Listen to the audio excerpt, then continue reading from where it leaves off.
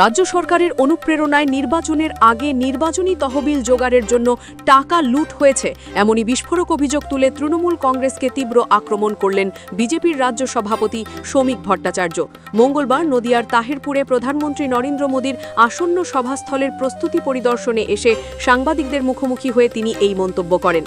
আগামী 20 December SIR আবহে নদিয়ার তাহিরপুরে সভা করতে আসছেন প্রধানমন্ত্রী নরেন্দ্র মোদী। সেই সভার প্রস্তুতি খতিয়ে দেখতে এদিন সভাস্থল পরিদর্শন করেন শ্রমিক ভট্টাচার্য।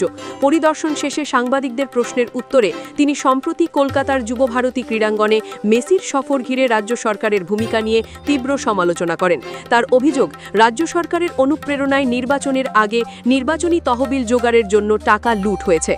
শ্রমিক ভট্টাচার্য আরও প্রশ্ন তোলেন, বাংলায় প্রসূন ব্যানার্জি, মিহির বোস, সুব্রত ভট্টাচার্য, মনোরঞ্জন ভট্টাচার্যের মতো কিংবদন্তি ফুটবল খেলোয়াড়রা থাকা সত্ত্বেও কেন তাদের ডাকা হয়নি?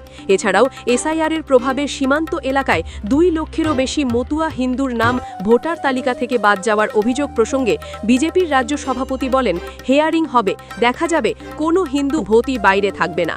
সব মিলিয়ে প্রধানমন্ত্রীর সভার আগেই রাজ্য রাজনীতিতে উত্তাপ বাড়ালেন বিজেপির রাজ্য সভাপতি। তৃণমূলের বিরুদ্ধে ওঠা এই অভিযোগ ঘিরে রাজনৈতিক মহলে নতুন করে বিতর্ক শুরু হয়েছে।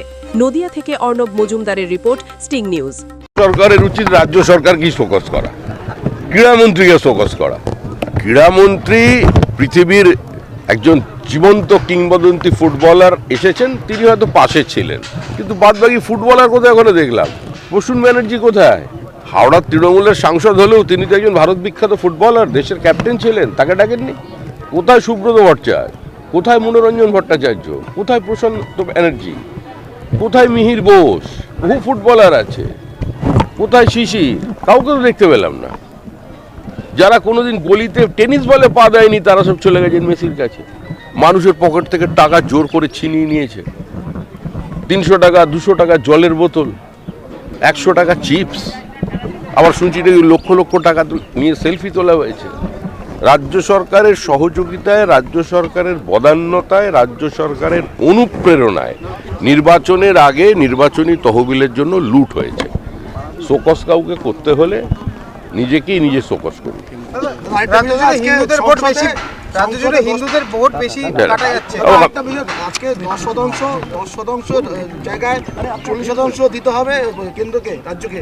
সেই নিয়ে সুব্রত রায় বিলটিকে সিলেক্ট করতে বানানোর প্রস্তাব দিয়েছে। ও সব এখন ওখানে খসড়া তালিকার প্রকাশের দিনই তৃণমূলের হোমওয়ার্ক ভবানীপুরে বিএলওদের নিয়ে আজকে কালীঘাটে বৈঠক করছে। কার বাড়িতে কে কিভাবে রান্না করবে সেটা আপনি আমি ঠিক করবো না। ভোট বাদ গেছে, এটা কি যথাযথ মনে করছেন? নদিয়া জেলায় সীমান্তবর্তী এলাকাতে 2 লক্ষেরও বেশি মানুষের ভোট গেছে।